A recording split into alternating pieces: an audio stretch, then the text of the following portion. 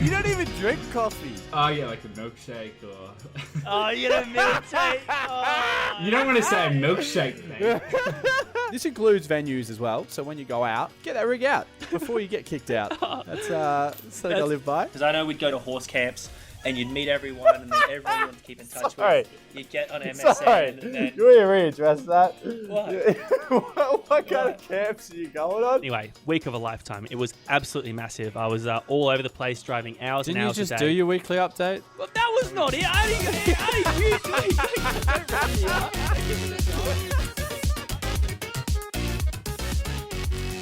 didn't Shooting from the Weber. The Weber. It's election season, so I've just cracked a nice, delicious Hawks lager. Man, I'm starting to think you're taking up my role as the degenerate. I got a coffee, Sunday afternoon, just chilling. Look, no, I reckon you've got some stories that's going to reclaim yourself and your role as the top dog degenerate from your trips overseas. But hey, we're back. Episode 2, season 1. Season 1, episode 2. Season 2, episode 2. Episode 2 of the Road Guide, and that's almost a good segue into the weekly update.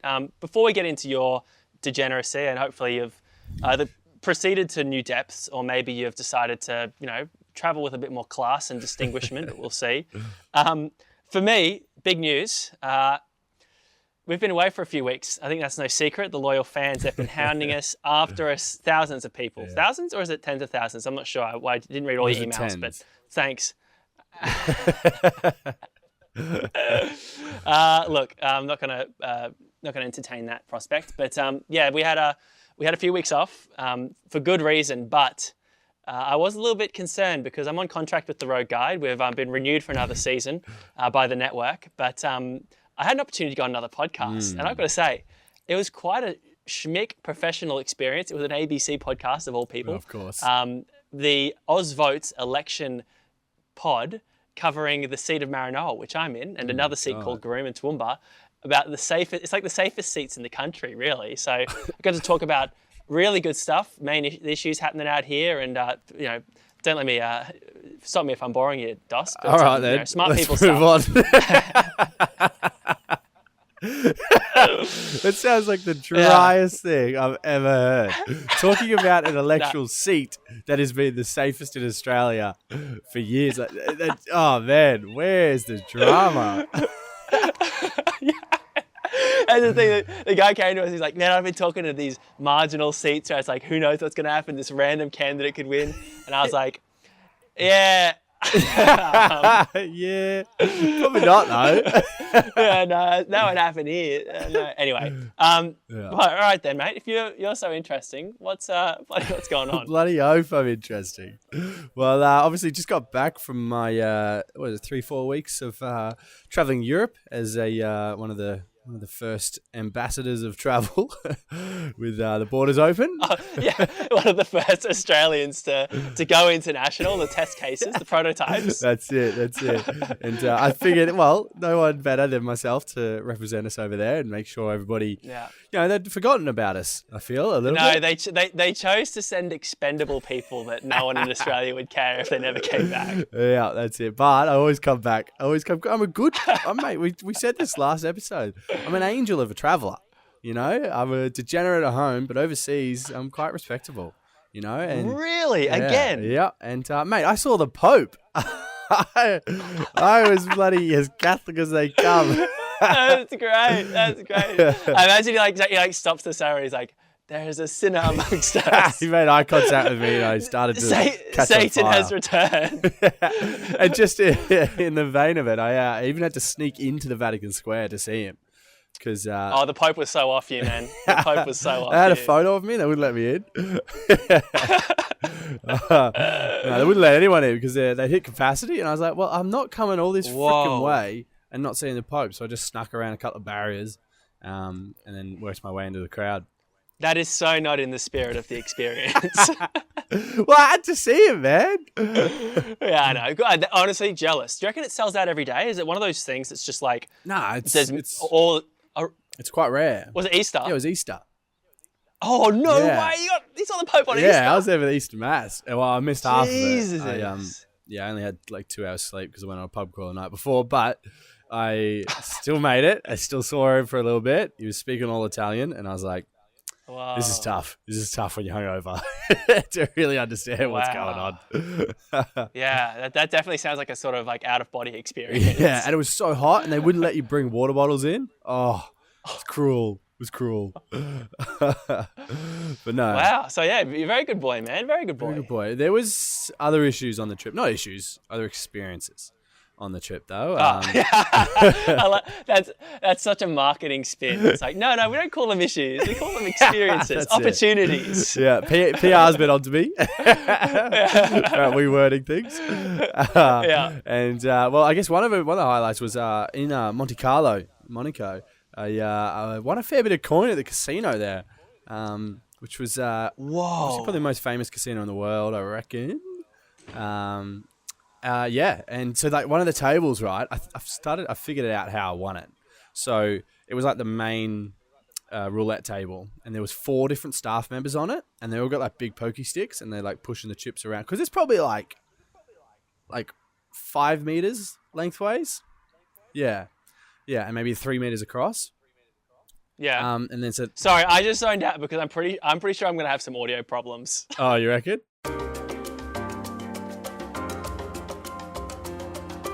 Oh yeah, traveling. You've come back after traveling wanting a holiday. That's how it works. Yeah, needing a holiday. Yeah, yeah. And holidays is when you stay in hotels and stuff like that. Whereas traveling is when you stay in like hostels, which very much brings us into today's road guide. He's done it again. Thought he'd be rusty, but he's done it again. I'm back, baby. Yeah, hostels, mate. That's you know what is amazing actually.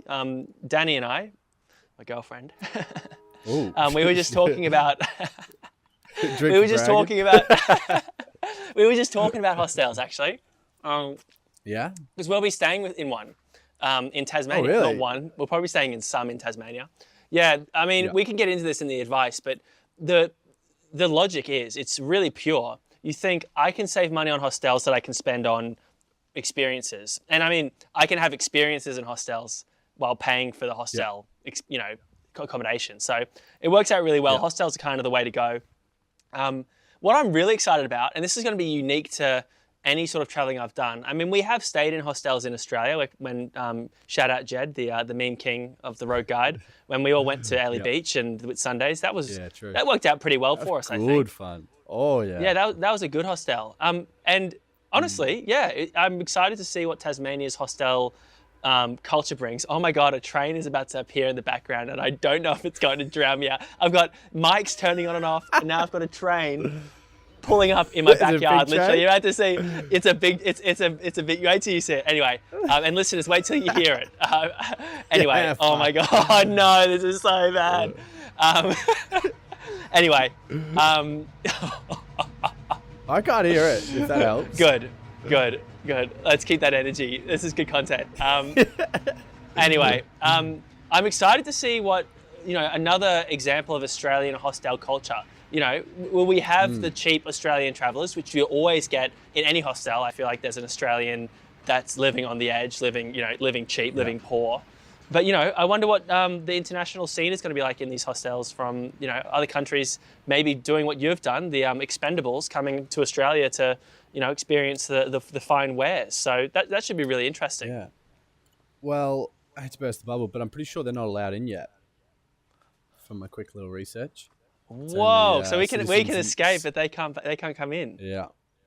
Only citizens and visa holders are allowed in. Wait, mate, be careful with this dry chat. You might end up on one of my podcasts, one of the other podcasts. Honestly, I was like, I didn't really want to get into this, but yeah, shit. Well, I'll salvage this while you just deal with your little toy train in the background. No, it's moved on. It's good. Yeah, okay. I think hostels are probably my favorite thing about traveling.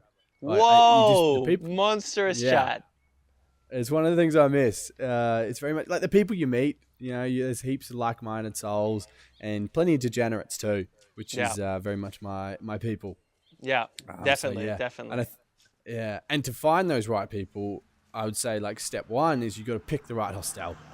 Right. And we've obviously travelled together and we've hit the jackpot before, and we've also stayed in we've some hit- fucking dodgy joints. We have been in some awesome hostels, and we've just been in some just being in some like, oof, this isn't in good faith. This isn't good shape. But yeah, more often than I feel like we've been pretty lucky. Yeah, I'd say so. I think a lot of it goes down to Hostel World. It's the king of apps when it comes to picking a hostel. I've never even that's a considered good any tip. other way. Yeah, that's a big one. But in that, you can still make rookie errors, which I did recently. Obviously, when you're traveling South America, like it was quite easy to pick a good hostel, and whereas Europe, it was a bit of a different. I found picking a hostel with a bar was actually a bad shout.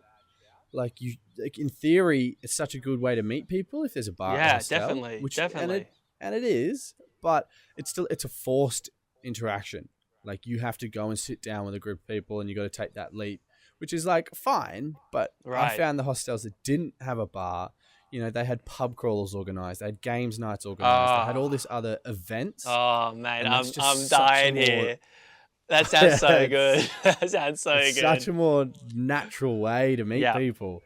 Yeah, and it definitely makes life easier. So that's a big one that I missed a trick on, which with Europe anyway, I found when we were in South America it was quite easy. I think bars were actually a good shout because they were all small. They went off. Yeah, they were huge, Yeah, and they entertained as well. Yeah, and you don't want a big hostel. I think that's probably the bit more of the core element. Yeah, you want something a bit smaller, a bit more intimate, and you can kind of actually get to know everyone. Cool. Yeah, so I think that would be very much my step one. All right. Well, step two, and this could be a hot take actually, because I don't know how you feel on this. When it comes to dorms, when I was a young man, like our target audience, young men and women, I was right into the going as cheap as you could go. If you could save $3, on a place, it was like, oh yes. And it's like, oh, rather than being in a shared room, 2-person room, it'll be $2 cheaper, but we'll be in a room of 10 people. And I'd be like, it's worth it. We're traveling on a shoestring, get the big dorm, it's fine. But oh man, big dorms, you just run the risk. There's a lot of degenerate people out there, shockers that have alarms going at different times, people waking up at 3 o'clock to go to Rainbow Mountain, true. or they're coming back in at some weird hour. They've got random guys and girls coming in to do various degenerate, procreation and whatnot. Regeneration. Yeah, exactly. You go in there and you've got 10 people, and then suddenly someone's procreated and you've got 11 people in the dorm, so it's just getting a bit crowded. My take is actually I'm capping it at 10. I mean, I see an 8-person dorm these days as an old man, and I think, oh, am I going to get a good sleep? Which is probably something you're going to call me out on, but it's sure. No, I'm going to say I've got the guns and the holsters. I'm just waiting for you to stop talking. I'm done. I hate big dorms. They make me sad. Well, like I feel like this is so hypocritical. Like we stayed in big dorms, and for the most part, they're never full. They're never full. Like we were in maybe because Buenos most Aires people think let's not do the big dorms. Exactly. We were in a 12-bed or a 14-bed. Yeah. And there was no one else there. There was one couple stayed for like one night, and we were there a week. Yeah. And it was all ours. Oh, it was great. Mind you, we still slept, on the same bunk bed because we're cute like that. But and we actually, one on the top, we were so sleep the deprived. We actually slept. We had our best sleep probably in that hostel. Actually, definitely. But yeah, I understand that. Like, I understand the theory of it, but at the same time, you're not going to a hostel to fucking sleep. Like, I book a hostel literally just for my luggage. It's so my luggage has somewhere to be, and on the off night that I come home early, then I can go in there. I was in a hostel actually in Nice. I had a curfew between 3 a.m. and 6 a.m. Oh, it's like, what's going on here? Get on Hostel World, mate. Get on Hostel World and say you need to steer clear, people. This is a dud. This Nice hostel is not nice. You love it. Well, it created an interesting dilemma though, which was quite intriguing. So the first night, I dragged a couple of girls out on the pub crawl with us. and Whoa, their- whoa, their whoa! You rule did what? was, You did what to the girls? you're allowed to have female friends, mate. Come on. You Right, dragged them it's though, mate. 2022. Come on, it's 2022. Oh shit! They gave consent. And their rule was like, as long as you get us home by the 3 o'clock curfew. I was like, fine. So I got him home by the 3 o'clock curfew, and then but my little brother didn't make it, so he had to stay out. Darcy had to stay out till the next curfew bracket at 6 a.m. Wow, wow. Which was quite surprising. And so then the next night, I was like, well, fuck this. If he stayed out, I'm going to stay out. So I stayed out past the 6 a.m. curfew. And then, me being me, I didn't even get home till 8 a.m. Oh, didn't even need it. And I didn't even need it. I was walking past everyone going to work because this was like a Tuesday night. So I was up Wednesday morning and everyone's going to work. And I was like, fuck. I've done it again. Oh, that's shocking. So, yeah, so that was an experience. But then again, like you didn't sleep. Like I just woke up, went to bed at 2 hours, got up, got on a train, and then just went to Monaco and had a great time. You sleep on the trains, you sleep on your transit, you get little naps here and there when you can. Yeah. But yeah, certainly don't plan on sleeping. I'd say it would be step No. 3. That's true. That's true. All right, sorry, mate. You're going on step with 3, mate. Good. That was step 3, yeah. Don't plan on sleeping. You on step 3 that whole time? Yeah, what do you mean? Mate, that's what so. I was talking Hey, about. mate, the formula, mate. The formula. You've dropped that was step 3 right at the end. People were listening to all that thinking, I mean, right? Well, Anyway. it started as slander for your step 2. I and know, I just I kind of just rolled into it. And you got to the end, you're like, and somewhere in there, step 3. There's a step in there somewhere. Good luck, everybody. Yeah. They're very rogue. There's a rogue delivery of step 3, which was don't plan I on went sleeping too in hard case with the you missed it. segue. Yeah. You said I it was so out-segued natural. myself. It was so natural. Yeah. All right. Step 4, and again, I mean, it's kind of my role. I'm kind of the in comedy duos, as we are, Dos. Let's face it, well-renowned comedic duo. There's the clown and there's the straight. And I'm the straight. I'm the boring, pleb that has to be the devil's advocate. And Dos is the clown, the degenerate that's just like, oh, whatever. Everybody loves. Yeah, everyone loves him. Everyone loves him. But people deep down, they're like, I'm a bit more like the boring guy, Anyway, that being said, I have been, and I can be, of the degenerate persuasion. And my advice for you, Rogers, is that you don't think that you can't be too degenerate. It sounds like there's a couple of double negatives in there, but don't think that. Yeah, there is. Don't think that you can go like as deep a level of degeneracy as humanly possible, because there is a limit when you're at a hostel. If you go to a hostel and you're like, I've paid $15, for a night here, I can just be as much of a rat, as much of a pleb human being as I possibly can. Because hey, if they cared more about the premise and the vibe, they would have charged me more to come in. They're getting the scumbags at this price, and I'm one of them. Which brings me to a story. A friend of mine, actually, he was in South America, and he was at the very first hostel in Chile, and it might have been night number 2, and they were supposed to be there for a few days, and they're having this great night, and they were drinking, and there's like all the different, French and whatever, and he was trying to impress certain people, and drinking wine, which he never does. Drink, and he's like, oh. Wait, are you saying this is a friend? Yeah, it's a friend of mine. It was in Chile. Oh, okay. Okay. And he was like, oh, hang on, excuse me, and he disappeared really quickly, and he told us later on, not from first-hand experience, but he'd thrown up. All over the bathroom, not even in the toilet. He denied it. He denied it early. He might have even had the toilet lid closed at one point before opening it. And he was like, and he was so had the drunk. lid closed. It was just spewing on the top of the lid. But he made it to the bathroom at least. That's what he said. That's amazing. This is just first-hand. This is not first-hand experience. And anyway, so he did that, and he felt so much better. Like he's a big fan of the tack bomb. And he came back and he joined everyone, washed his face. He was pretty cleaned up. His beard hadn't really grown, so there's nothing to get stuck into it. And next thing you know, they're all enjoying drinks and having a laugh. He's feeling way better, feeling good.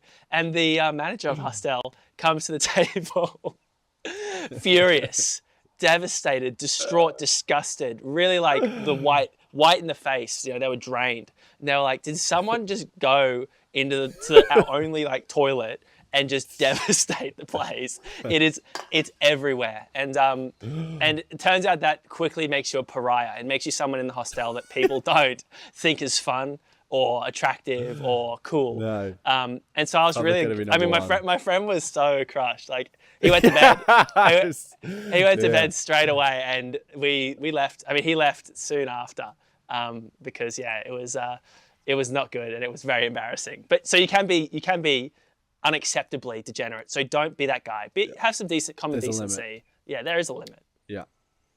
Yeah. Well, shout out to your friend. I'm sure he's a regular podcast host on the Road Guide. Wait. He's a listener, not a host. He's not... Oh, sorry, listener. And he's not currently distracted by his dog throwing him toys in the background. Well, I actually did find a hostel that embraced there was no limit. Do you think my friend would have been welcome with his behaviour? I think he would have. That behavior would have been very welcome. When I got to the hostel, they when they check you in, they sit you down and they're like, "All right, listen. Are you cool?" There's gonna be people pissing, spewing, and fucking in your room. And if you're not okay with that, that's fine. We have partner hostels that we can send you to. No extra charge. What the hell? Yeah, this was in Budapest. Retox, may it rest in peace, because it didn't survive COVID. I've heard some good stories about Retox. Yeah, and oh man, and sure enough, that first night, all of it happened. All of it. And At once, one person. It was one person doing all three. Yeah, I was involved in half of it. Between me and my mate, shout out Vine, we literally did all three. But oh really? Oh yeah, man, it was fucking wild. Wow. So yeah, but mind you, hostels like that are rare, and I actually wouldn't recommend that hostel to a lot of people because I know they wouldn't be able to handle it. Yeah, there's just people that just couldn't handle it. But that No, friend of yours, I that'd be feel traumatic. could have handled it. Oh, They sweet. already had a good rap as a degenerate. Thanks, man. So, Thanks, man. I wish I could have gone there. He wishes. Yeah. Yeah. Yeah. Let's move on to step 5 because now my headset is starting to run out of battery as well. Oh my god, This it's is fucking schmozzle. shambles. Yeah. We've lost the plot. Yeah. Well, step 5, I think that's pretty. Kind of sums everything up. You just got to embrace it. You know, you're not going to be in hostels forever. You know, it's a young people thing. A lot of the best hostels have age limits, but you can't get in if you're over 30 or over 35. And they're definitely the ones you want to stay at because they're a lot more fun. Definitely. And saying that, you shouldn't be staying at a hostel after fucking 30 or 35 anyway. You're an old man. Well, after you know, 30? After 30? Oh, you check it. Walk it back, man. After 30? I pushed that to 35. Yeah, at least. I mean, No, these maybe, days, I don't know. 40-year-olds are so young these days. Nah, I think. fuck that.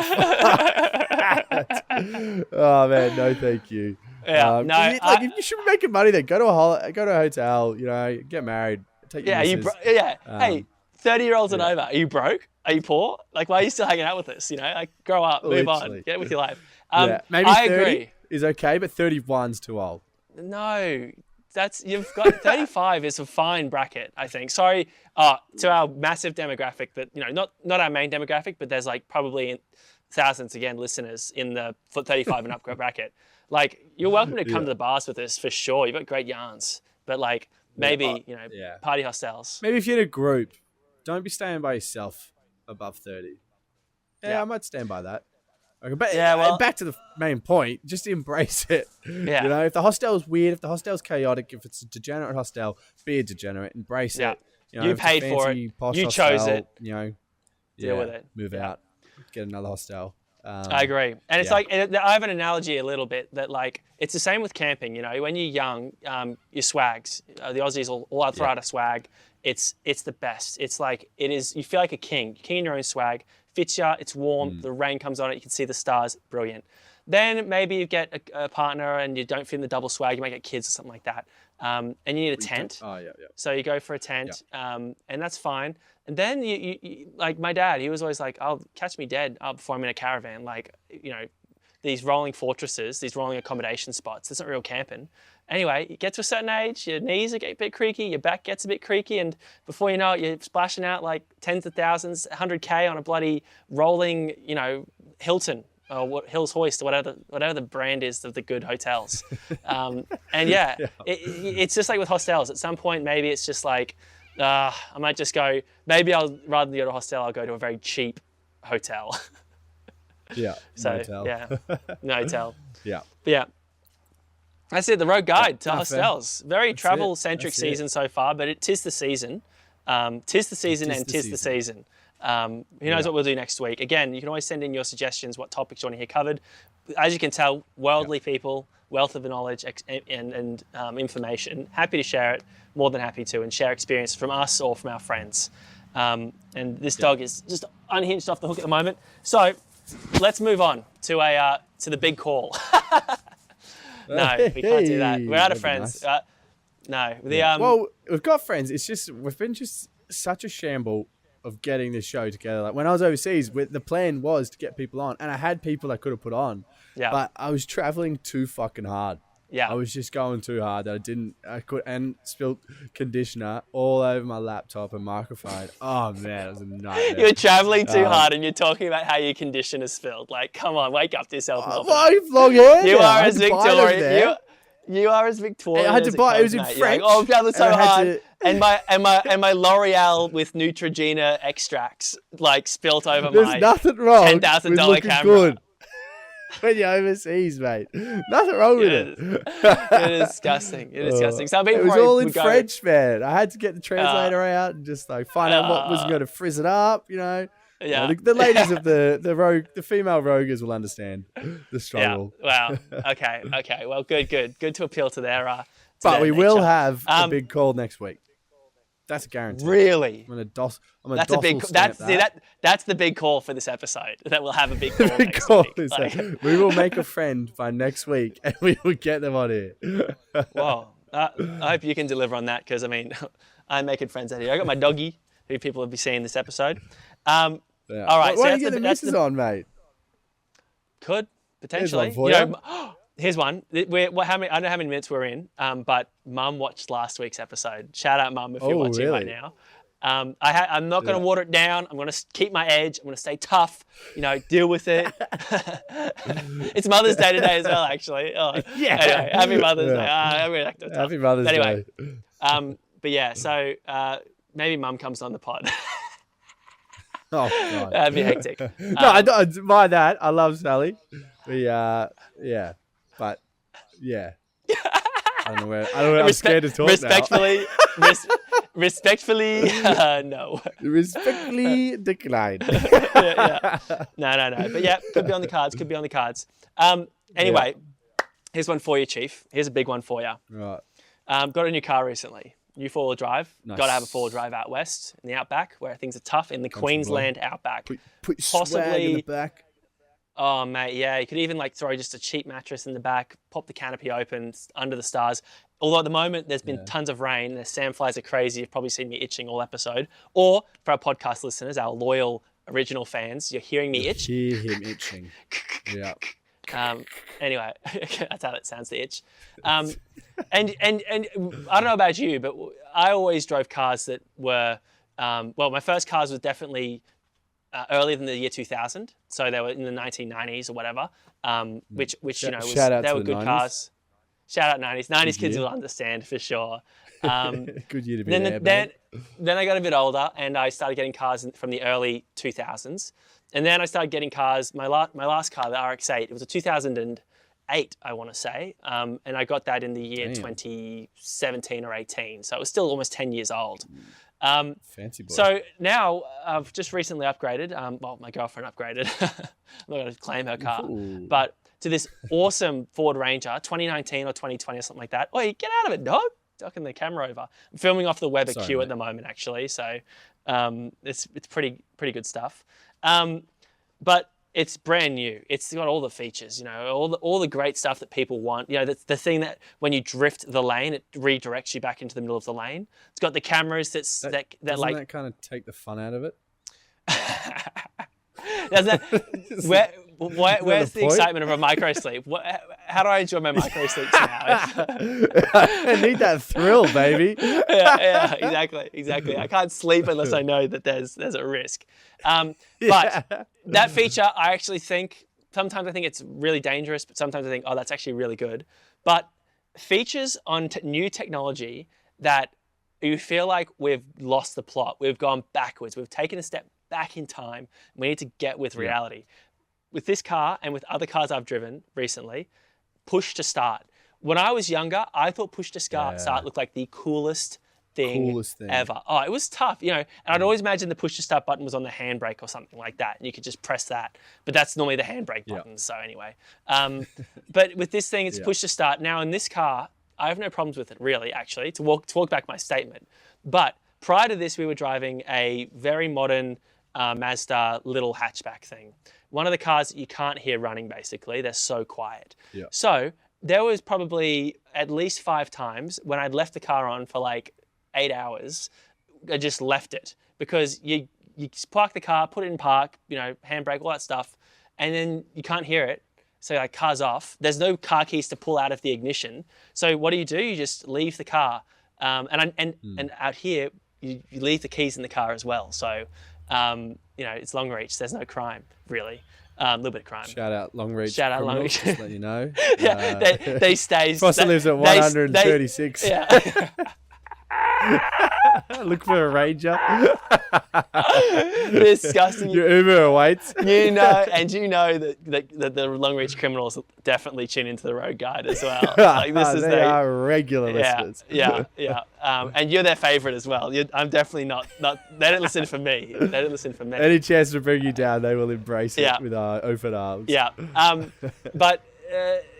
With that car, it's so dangerous. I just leave it on all the time. And you can call me dumb, but I like the satisfaction of parking the car, pulling up the handbrake, putting it in hard park if you're driving an auto, and then pulling the car keys out. There's no doubt that car's turned off and the train's back behind. Is that a train? It's back. Yeah, I was going to say. I actually hear it this time. And I think it's going to park there. It parks there. It parks there? Yeah. Oh, mate, they might leave the keys in it. Go for a ride. Yeah. Well, that'd be a technological advancement I'd love. I'll drive it down to Victoria, mate. I'll see you soon. Anyway, let's go. Dos, do you have any tech that you think is just like, we've lost the plot, we're wasting time, this thing is not, we're not stepping forwards here? Yeah, I would say one, it's probably been highlighted because of COVID, like online dating. So like before COVID, shout out season 1, episode 4 or something. Yeah, that's the one.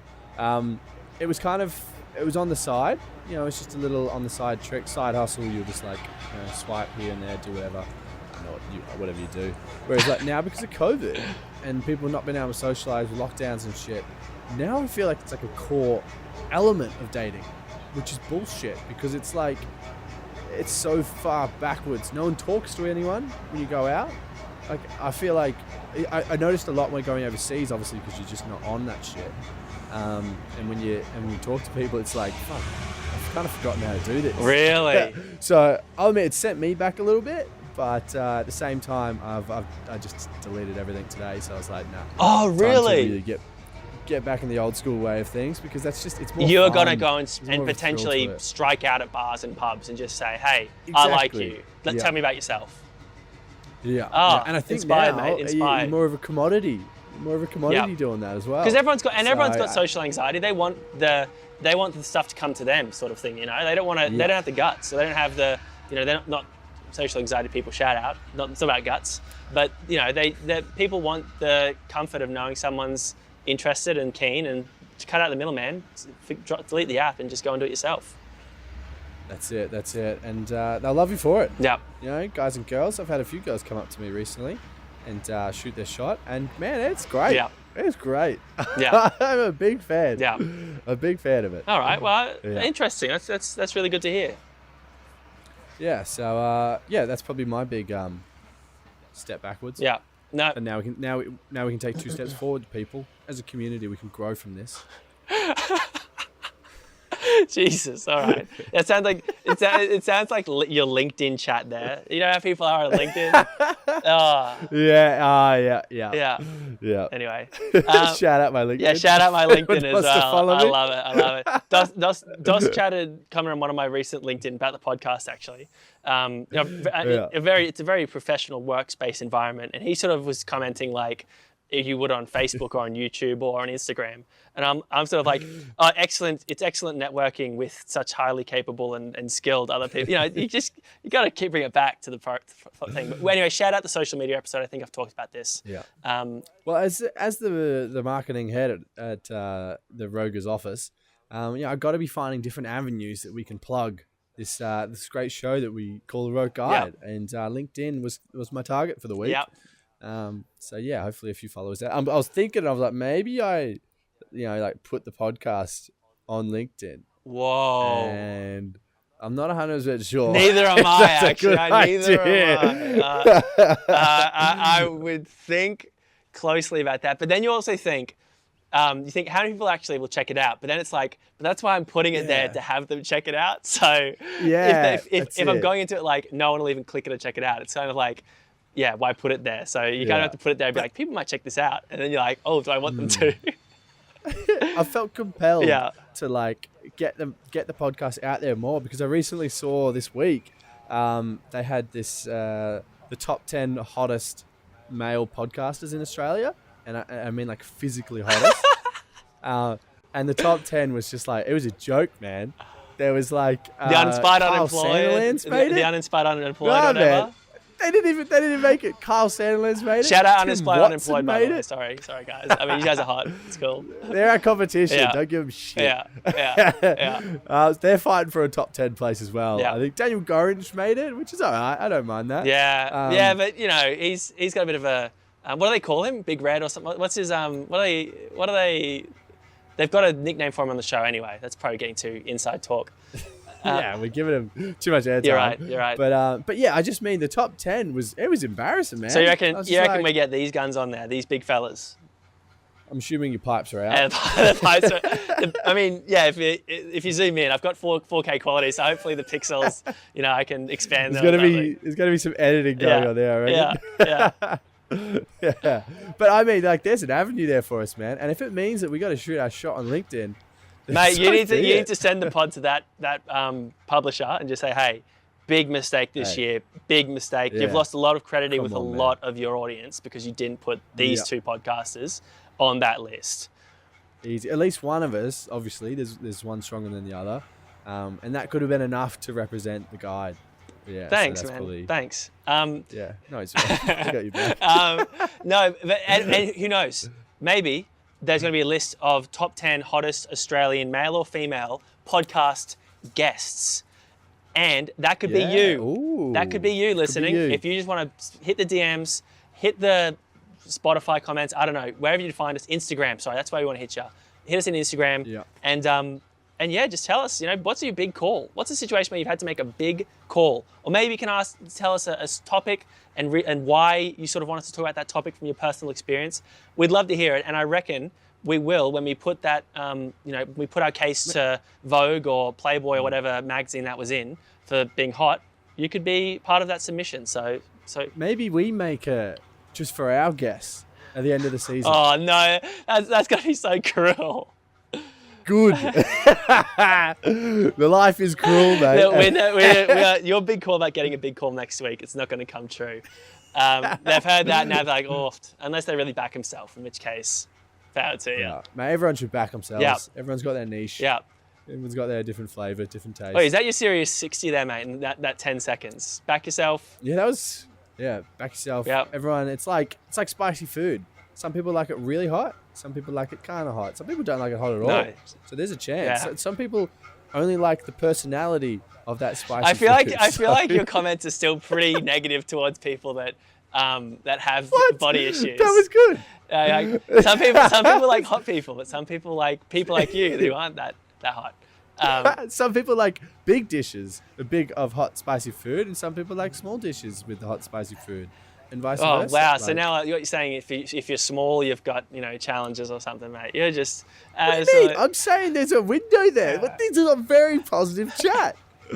Yeah. Anyway, a very serious 60 indeed. Important stuff. Dos, I've actually got to go play tennis. Nice. I'm gonna go play netball. Oh, look at us go, mate. Yeah. Yep. Anyway, if someone touches my rib, I'm gonna cry. I'm getting the hurry up from Danny. She walked in and heard me talking about hot people, so I better carry on and put some fires out. You're in trouble. Tell you who's not in trouble, the Rogers, and we're going to be back next week to give you a little bit more guide to life. Row your Rogers, mate. Row your Rogers. Anyway, row your Rogers. If you're gonna do it rogue or whatever it is, rogue it up. Ooh, yeah, like that. Anyway, catch us later. The train's disembarking from the station, literally. I'm out of here. Oh, perfect. Time to go. Catch us.